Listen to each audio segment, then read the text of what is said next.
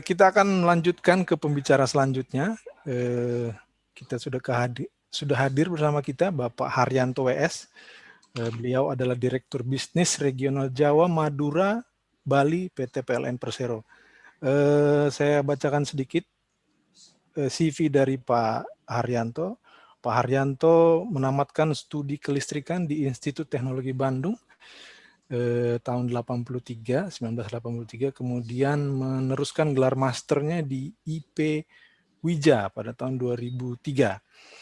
Pak Haryanto memulai karir di PLN Distribusi Jawa Barat tahun 1983. Beliau sudah menduduki banyak posisi strategis. Terakhir sebelum menjabat sebagai direktur, Pak Haryanto diamanahkan sebagai GM Distribusi Jakarta Raya dan Tangerang. Pak Haryanto juga menerima penghargaan, beberapa diantaranya Marketer of the Year Jawa Timur oleh Marketplace, dan juga Pak Haryanto adalah penerima dari Satya Lencana Wirakarya dari Presiden Republik Indonesia tahun 2012. Baik, tanpa memperpanjang lagi, saya berikan waktu untuk Pak Haryanto. Silakan, Pak. Terima kasih Pak Riko. Assalamualaikum warahmatullahi wabarakatuh. Selamat siang, salam sejahtera untuk kita sekalian. Om Swastiastu. Pak Riko sebagai moderator. Ini Bapak-Bapak sebagai panelis ini. Banyak senior saya, ada Pak Bambang Kraptono. Saya salam dulu Pak, ini senior saya, ini nanti kualat saya nanti. Terus ada sahabat-sahabat saya ini banyak, ini ada Pak Pebron, ada Pak Andri Pratiwa, ada Pak Adrian Lembong, dan saya kira ini banyak lagi. Cuman saya nggak bisa lihat siapa yang hadir di sini karena nggak bisa lihat. Tapi baik, terima kasih Pak Riko. Hari ini juga saya ngajak Pak Didi, ini teman saya. Kebetulan saya jam 2 juga harus terbang, harus berangkat. Tapi nggak apa-apa. Kemudian ini ada juga yang mewakili Pak Wiluyo ya, Pak Risa. Ini baik, saya akan memulai materi dari saya. Tadi Pak Jisman sudah cerita mengenai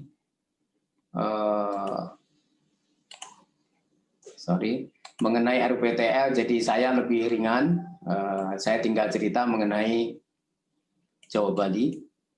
Jadi udah kelihatan Pak Riko ya? Oke, jadi saya akan cerita sedikit mengenai strategi dan langkah PLN ke depan, khususnya di Jawa Bali, untuk pengembangan kelistrikan di Jawa Madura, Bali. Baik, ini yang pertama, ini tentu saja saat ini PLN sedang melaksanakan program transformasi yang langsung dipimpin oleh Pak Dirut, Pak Zulkifli Zaini. Ini yang membedakan PLN dengan sebelumnya, bahwa kami punya 4 strategik inisiatif. Yang pertama adalah green, di mana kita memang tidak bisa terbantahkan dan tidak bisa mengelak bahwa renewable energy adalah saat ini dan masa depan. Kemudian yang kedua adalah lean. Kita ingin bahwa PLN sebagai utility juga efisien, kemudian efektif ya di dalam pengusahaannya, dan nanti adalah kita harapkan bahwa tarif PLN, tarif listrik akan menjadi kompetitif. Kemudian yang ketiga adalah inovatif. Kita tahu bahwa selain bisnis kelistrikan, sebetulnya banyak bisnis-bisnis yang bisa dikembangkan yang terkait dengan sektor ketenaga listrikan itu sendiri, yang kita harapkan ini juga bisa membantu PLN di dalam mendapatkan revenue untuk memperkuat positioning keuangan PLN. Dan yang terakhir adalah customer focus. Ini adalah kita ingin bahwa PLN menjadi utility pilihan nomor 1 di Asia Tenggara ini, dan juga PLN semakin meningkatkan pelayanan. Jadi customer experience menjadi sesuatu yang tidak bisa kita elakkan. Kemudian kami punya 20 breakthrough yang terbagi dari 4 inisiatif strategik ini, yang kita harapkan ini nanti akan bisa dalam kurun waktu 4 tahun yang akan datang kita bisa menurunkan BBB kita antara 4-6%, kemudian kita bisa meningkatkan reliability kita. Ini seluruh Indonesia 608, tapi untuk Jawa Bali kita targetkan bisa 50 menit per pelanggan per tahun. Kemudian termasuk tadi Pak Jisman sudah menyinggung mengenai renewable energy kapasitas 16 gigawatt, kemudian juga peningkatan revenue dari inovatif dan juga tentang customer experience. Nah, kemudian di dalam tata pelaksanaan perencanaan ini tetap kita juga mengacu pada RUPTL.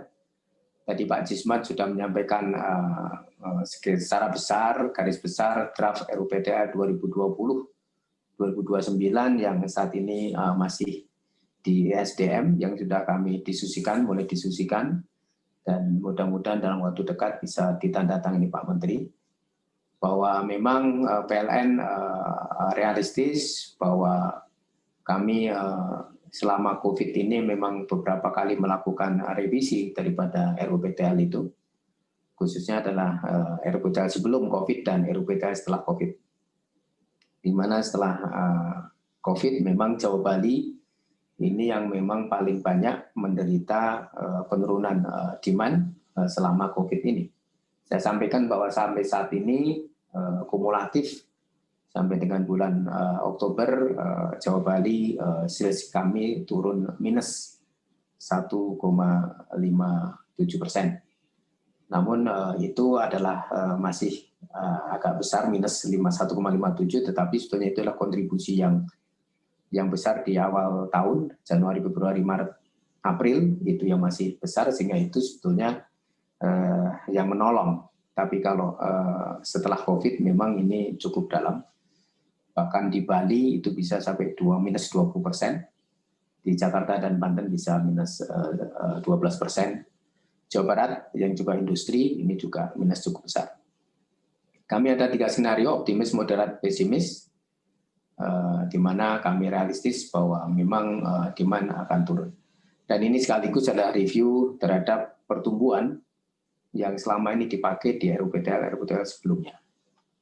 Baik, kemudian di dalam pengembangan ketenagaan listrikan, kami beberapa hal yang menjadi prinsip. Pertama adalah peningkatan regional balance, di mana saat ini lebih banyak pembangkit di timur, kemudian dikirim ke barat, tiap hari tidak kurang dari 2.000 sampai 3.000 mega dikirim dari timur ke barat melalui transmisi 500 kV.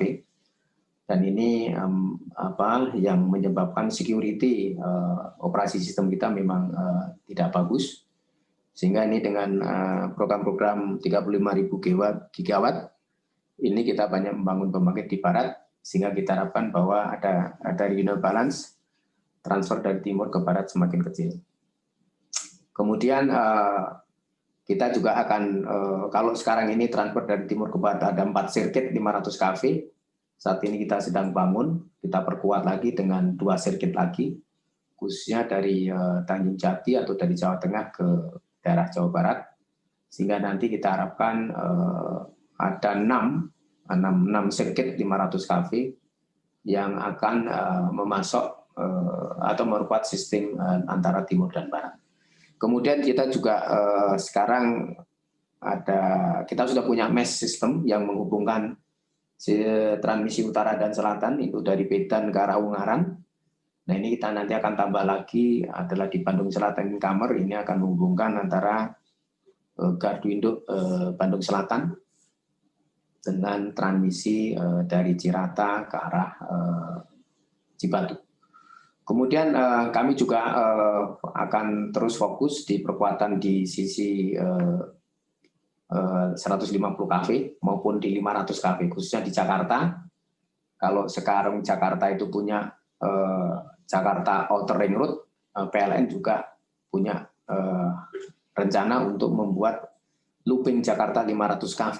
Jadi sekarang 500 kV Jakarta looping itu sudah dari Gandul, Kembangan, Duri Kosambi. Nah sekarang sedang kami jalan ongoing progress dari Duri Kosambi ke Muara Karang. Kemudian Muara Karang ke Priok sedang perencanaan, kemudian dari Priok ke Muara Tawar ini juga sedang pelaksanaan, diharapkan 2022 bisa operasi. Kemudian Muara Tawar ke Cawang ini juga sudah beroperasi, selain Muara Tawar ke Bekasi dan ke Cibinong. Nah, nanti dari Cawang kami juga akan sambung 500 kafe atau 275 kafe ke Gandul. Jadi nanti akan ada ring 500 kafe di Jakarta. Yang ini kita harapkan bisa memperkuat 500 kafe di sekitar Jakarta. Tiketnya akan lebih banyak. Selain itu juga 150 kafenya di dalam Jakarta kita akan lebih perkuat lagi. Kemudian di Jawa Tengah, kita tahu bahwa Jawa Tengah sekarang menjadi tujuan investasi. Kita juga sedang perkuat. Di sana sudah ada KITED baru, KITED Batang. Ini punya Pak Adrian nih. Terima kasih Pak Adrian, sudah operasi Pak Adrian. KITED Batang minggu lalu, 2 kali 500 MVA. Sehingga ini juga akan memperkuat sistem kelistrikan di Jawa Tengah. Termasuk ada KITED Ampel. Ini kita harapkan bisa memperkuat sistem Betan dan Ungaran. Sehingga ini untuk mengantisipasi pertumbuhan beban yang ada di Semarang dan Solo dan Jogja dan sekitarnya. Kemudian di daerah timur, di Jawa Timur ini juga sekarang juga jadi tujuan industri. Kita akan perkuat dengan sutet baru dari Python ke arah barat, ke arah Waru. Kita akan perkuat Metropolis. Nanti saya tunjukkan gambarnya termasuk ke arah Tuban. Kemudian juga ke arah timur adalah ke arah Bali, termasuk ke Denpasar. Nah, kemudian untuk keandalan distribusi, kami terus akan berusaha meningkatkan keandalan distribusi dengan program Zero Downtime, dengan mesh system, dengan kelengkapan proteksi yang lebih baik. Kemudian kami sudah mendapatkan informasi banyak mengenai pengembangan kawasan industri yang existing maupun yang akan datang, yang saat ini sedang gencar dibangun oleh pemerintah. Kami juga terus berkoordinasi dengan pengusaha kawasan industri dan juga pemerintah untuk mengantisipasi pertumbuhan industri ini, baik di Jawa Barat, di Jawa Tengah maupun di Jawa Timur. Nah, namun demikian juga kami mendorong agar kawasan industri ini juga masuk ke daerah-daerah yang sebetulnya secara sistem sudah kuat. Misalnya Banten itu sudah sangat kuat, pembangkit transmisi sangat kuat. Jawa Barat sudah sangat kuat, Cibatu, kemudian dengan Subang, kemudian Jawa Tengah sekarang sudah mulai kuat karena akan beroperasinya PLTU Batang 2 kali 1000 dan sebagainya. Kemudian termasuk Jawa Timur. Kemudian kami juga terus, tadi Pak Jisman sudah menyampaikan mengenai rencana penetrasi IBT, kami juga akan siapkan sistem kita, termasuk dengan membangun Advanced Control Center kami yang ada di Gandul, yang saat ini sedang direview dan dalam waktu dekat akan kita bangun yang baru, sehingga kita harapkan kita punya Advanced Control Center yang akan mampu menjawab tantangan ke depan sampai 30 tahun ke depan. Kemudian termasuk di antaranya adalah Smart Grid. Nah, kemudian adalah pemanfaatan digitalisasi dan teknologi tidak bisa dielakkan. Ini akan meningkatkan efisiensi kita baik di pembangkit dengan digital power plant. Ini juga masuk tadi dalam breakthrough. Kemudian ada transmission and distribution enable digital. Ini juga kita akan kembangkan SCADA di transmisi, SCADA di distribusi. Nah, kemudian juga pemanfaatan teknologi-teknologi untuk mengefisienkan, mengefektifkan proses bisnis kita. Nah, ini adalah gambarannya. Jadi ini lokasi pembangkit yang baru, KITED yang baru. Ini yang lama adalah dari sini, dari Python ke utara, kemudian Ragrian, Ngimbang, Ungaran, kemudian Cirebon ke selatan, ke Bandung Selatan, Cirata, kemudian ke Cibatu, Delta Mes, ke Muara Tawar. Kemudian Muara Tawar ke Cibinong, Depok, kemudian ke Gandul ke arah Suralaya, balik lagi ke Cilegon, Cibinong, Bogor, kemudian ke Tasik. Ini maaf saya pakai ini saja. Ini Depok ini langsung ke Tasik, sini. Tasik, kemudian ini ke Sugian, ini ada Cilacap, kemudian ini ada Medan, kemudian Kediri ke Python. Nah, yang baru di Tara Timur kami akan membangun jaringan baru ini dari Grati, ini ke arah Waru, ini juga akan kami perkuat. Kemudian Tuban, ini kita akan coba, ini kita harapkan di sini nanti akan ada industri petrokimia, Pertamina, kemudian ke arah Tanjung Jati. Ini masih perencanaan, tapi yang sedang jalan ini adalah Tanjung Jati. Ini mengevakuasi pembangkit Tanjung Jati 56 2 kali 1000 ke arah Batang. Batang di sini ada PLTU Jawa Tengah 2 kali 1000, kemudian langsung ke Cirebon, langsung ke Indramayu, kemudian ke arah Cipatu, Delta Mas. Ini akan lebih kuat. Kemudian di Jakarta sendiri kami sekarang ini sedang membangun dari Balaraja ke arah Kembangan 500 kV. Ini kita harapkan di 2021 akan beroperasi. Kemudian tadi saya sudah sebutkan dari Duri Kosambi ke Muara Karang ini sedang ongoing. Kemudian Muara Karang Priok ini perencanaan, Priok Muara Tawar ini juga sedang ongoing. Kemudian Muara Tawar Bekasi ini adalah ongoing. Ya, kemudian ini dari Cawang ke Gandul ini dalam perencanaan, sehingga kita punya looping Jakarta ini dari Gandul, kemudian Muara Karang, Priok, Muara Tawar, Bekasi, Cawang, Gandul. Ini looping Jakarta. Ini yang kami sedang kerjakan 500 kV.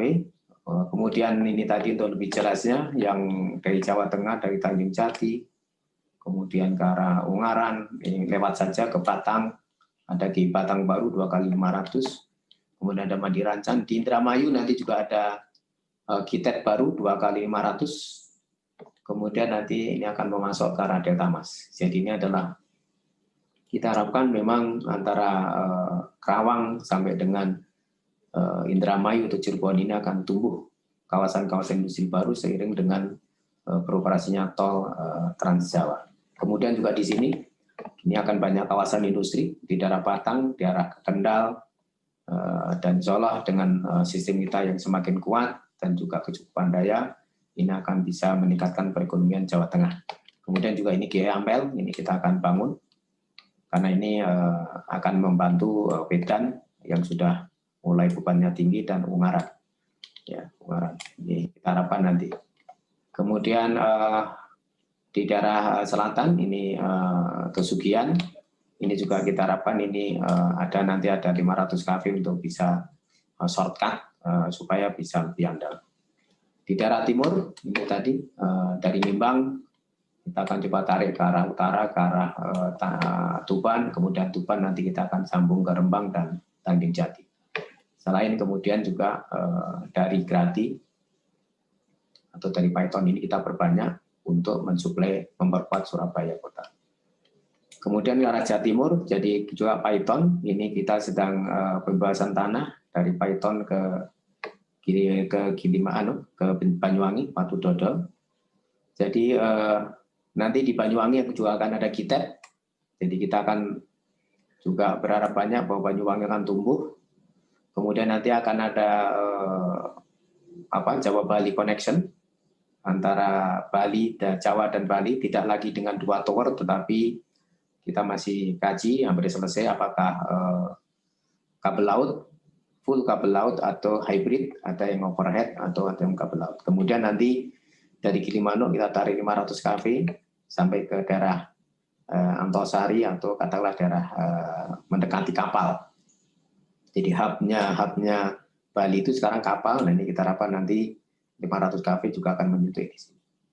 Nah inilah pengembangan jaringan transmisi yang kita harapkan jadi backbone Jawa Bali sehingga memperlancar katakanlah distribusi daya listrik yang ada di Jawa Bali. Nah kemudian ini pelanggan-pelanggan besar kami terus juga mendapatkan permintaan teman-teman besar di Banten, di Jakarta, ya meskipun Jakarta bukan lagi kawasan industri tapi bisnis masih termasuk ada MRT, LRT.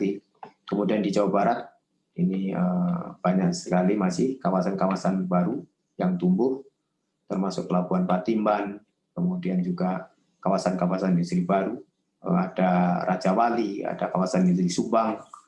Ya. Kemudian di Jawa Tengah ada juga selain pelanggan-pelanggan besar, ada pabrik semen, kemudian smelter, tekstil, juga ada kawasan industri baru di Batang, di Kendal, di sini.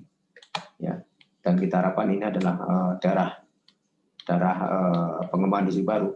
Ada teman-teman saya mengatakan sekarang susah nyari tenaga kerja dari Jawa Tengah karena tenaga dari Jawa Tengah ini sekarang sudah bekerja sendiri di daerah sini karena tumbuhnya ekonomi di sini. Kemudian di Jawa Timur juga kawasan industrinya juga semakin tumbuh, termasuk juga nanti di Tuban akan ada industri petrokimia yang cukup besar di sana. Termasuk pengembangan ya, Jawa Timur, Waktu Gerbang Toto Susilo dan sebagainya. Kemudian di Bali tetap ini adalah destinasi utama Indonesia sampai dengan saat ini. Kita harapkan juga tetap tumbuh untuk mendukung perekonomian Indonesia. Ada pemerintah sudah menetapkan kawasan industri pariwisata sangat prioritas, di mana salah satunya adalah Borobudur. Ini juga saat ini masih terus dibahas bagaimana menyiapkan Borobudur menjadi destinasi utama, ya, dengan tolnya termasuk listriknya. Selain yang lain adalah Kepulauan Seribu, kemudian juga Tanjung Lesung. Ini memang ini masih agak menurun karena dampak daripada tsunami yang tempoh hari, tapi kita berharap banyak. Kemudian di timur ada Bromo dan juga ada di daerah timur di Lawang dan Malang itu adalah Singasari. Nah ini kemudian ini adalah Jawa Timur tadi, ini Jawa Barat ini saya kira ya. Ini dari Cirebon dan sebagainya. Nah, yang mungkin lupa saya sampaikan adalah untuk memperkuat juga transfer atau backbone 500 kV, kita juga sedang rencanakan 500 kV dari Cirebon tambahan sirkuit ketiga ke arah Bandung Selatan. Ini untuk memperkuat suplai ke arah nanti tetap ke arah Cibatu. Kemudian ini adalah Bali, ini adalah Jawa Bali Connection yang akan menghubungkan, tidak lagi dulu ada di sini, di utara sini dengan 2 tower yang tingginya 400 meter, tapi karena masalah sosial, masalah budaya, kemudian kita sudah geser ke selatan. Itu kemudian, nah selain itu bahwa Jawa Bali juga masih punya tanggung jawab beberapa kepulauan, khususnya di Madura, ini daerah Masa Lembu dan sebagainya, yang ini memang cukup jauh dari Sumeneb. Ini bahkan ini kalau Masa Lembu ini sudah lebih dekat ke Bali atau lebih dekat ke Makassar. Nah ini juga beberapa pulau saat ini dikelola oleh Pemda. Kami sedang rencanakan untuk dipindahkan ke PLN. Kemudian kita juga akan ada program hibrid di sana dengan memanfaatkan PLTS dan juga dengan PLTD. Nah, ini sedang berjalan, beberapa sudah mulai beroperasi dan beberapa masih dalam pelaksanaan pekerjaan dan rencana. Ada sekitar 26 lokasi yang nanti akan kita migrasikan dari katakanlah sistem listrikan lokal menjadi PLN. Saya kira itu Pak Riko dari saya untuk pengembangan Jawa Madura Bali. Mohon maaf saya nanti kalau harus berangkat ada Pak Didik di sini, Pak Didik Sutarmadi. Baik. Ini adalah EVP Perencanaan dan Pengembangan Sistem yang saya kira nanti akan bisa membantu tanya jawab kalau saya tidak bisa tersambung di forum ini. Saya kira demikian, terima kasih. Wassalamualaikum warahmatullahi wabarakatuh. Waalaikumsalam. Selamat siang, Om Swanti Santio. Baik, cukup sangat menarik ya presentasi dari Pak Haryanto tadi. Saya menangkap banyak fokus di pengembangan transmisi dan juga distribusi, perkuatan sistem Jawa Bali. Oke, saya coba langsung ambil pertanyaan 1-2 mungkin ya Pak. Yang pertama dari Pak Bambang lagi nih Pak. Apakah dengan masuknya banyak solar PV di rumah tangga dan industri di Pulau Jawa, sistem transmisi dan distribusi akan beralih seperti apa? Dan bagaimana PLN melihat margin supply listrik di Jawa yang semakin besar? Mungkin singkat aja Pak. Pak Bambang Prapto nanya nih. Bukan Pak Bambang Tridadi ini. Oh, sorry, saya kira kalau Pak Bambang mau saya kembalikan ke Pak Bambang nih. Baik, jadi memang tidak bisa dipungkiri bahwa saat ini PLN terus menyelesaikan program-program 35.000 megawatt, ya, dan ini dalam waktu dekat akan segera beroperasi. Namun demikian kita optimis bahwa kita melihat kecukupan daya di sisi supply ini bukan ancaman, tetapi adalah peluang. Peluang kita untuk bisa menarik investor yang lebih banyak ke Jawa Bali. Kita tahu bahwa PLN selama ini selalu, kalau istilah Pak Dahlan Iskan dulu, ada jadi ban belakang, ngejar ketinggalan, yang nggak pernah nyampe-nyampe, yang larinya, yang dikejar larinya cepat, PLN larinya lambat. Nah, kali ini PLN akan masuk kepada menjadi ban depan, dengan supply yang cukup, sehingga ini adalah peluang dan kekuatan PLN dan pemerintah Indonesia khususnya untuk bisa menarik investor yang sebanyak-banyaknya ke Jawa Bali. Kita tahu bahwa konsumsi energi per kapita di Indonesia ini masih sangat rendah, masih seperempatnya dari Malaysia. Dan kita hanya bisa mengejar itu kalau kita bisa mendatangkan lebih banyak industri di Indonesia. Ya, ini satu hal.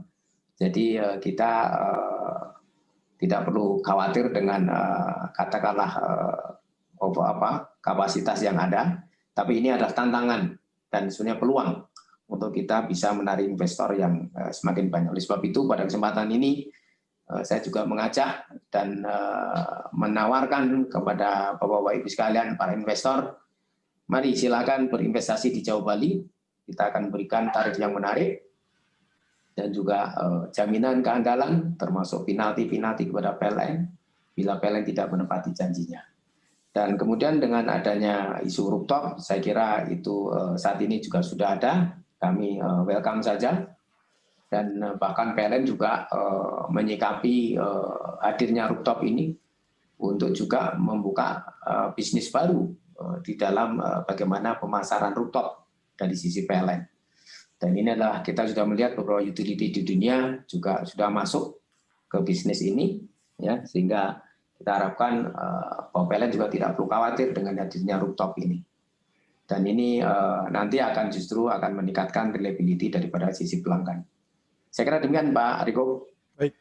Baik. Mungkin satu pertanyaan terakhir ini Pak, sebelum kita beralih ke pembicara selanjutnya, ini dari Pak Edi Tiahutama. Izin bertanya jika boleh tahu terkait rencana PLN dalam mengkonversi pembangkit listrik berbahan bakar minyak HSD menjadi pembangkit listrik berbahan bakar gas di 52 pembangkit listrik sesuai penugasan nomor 10. Kira-kira progresnya sudah seperti apa dan rencana pengadaan umumnya. Ini mungkin sebenarnya lebih banyak di timur ya Pak penugasannya, tapi ada juga yang di Pulau Jawa, mungkin bisa dijawab Pak. Ya, terima kasih. Jadi kami laporkan sesuai dengan penugasan dari pemerintah, sesuai dengan Kepmen Menteri SDM, ada 35 lokasi. Nah, ini Kepmen 013 untuk gasifikasi PLTD di daerah timur. Dan saat ini saya laporkan bahwa saat ini sudah ditetapkan 3 quick win yang akan dikerjakan, yaitu di Nias, kemudian di Tanjung Selor, dan di Sorong. Ya, ini sesuai dengan Kepmen bahwa ini dikerjakan oleh Pertamina, oleh PGN, dan ini sudah minggu lalu sudah kembali dipresentasikan ke Pak Menteri, dan insya Allah bahkan yang kita harapkan Sorong ini Desember Januari ini bisa beroperasi, kemudian juga Nias dan Tanjung Selor dalam waktu dekat. Jadi infrastruktur sudah mulai disiapkan. Ada memang infrastruktur transition, tapi nanti kita harapkan juga infrastruktur yang fix juga bisa segera bisa diselesaikan. Akan muncul tempat yang lain, dan ini terus dibicarakan antara PLN dan PGN dan Pertamina. Memang hal yang sangat kritis adalah karena gas ini adalah ada risiko take or pay di situ. Kemudian juga ini kontrak jangka panjang, maka yang menjadi kunci adalah demand forecasting. Jadi kuncinya akurasi daripada demand forecasting, yang itu nanti akan berkorelasi dengan kebutuhan gasnya dan infrastrukturnya. Dan ini nanti akan banyak menentukan apakah mahal dan murahnya daripada harga BBB dengan gas ini. Karena kita ingin tujuannya adalah gasifikasi, selain mengurangi konsumsi BBM adalah menurunkan PBB. Saya kira demikian Pak Riko. Baik, terima kasih Pak Haryanto dan juga Pak Didik dan juga rekan-rekan lain dari PLN atas partisipasinya hari ini. Pak Didik, terima kasih banyak sekali lagi.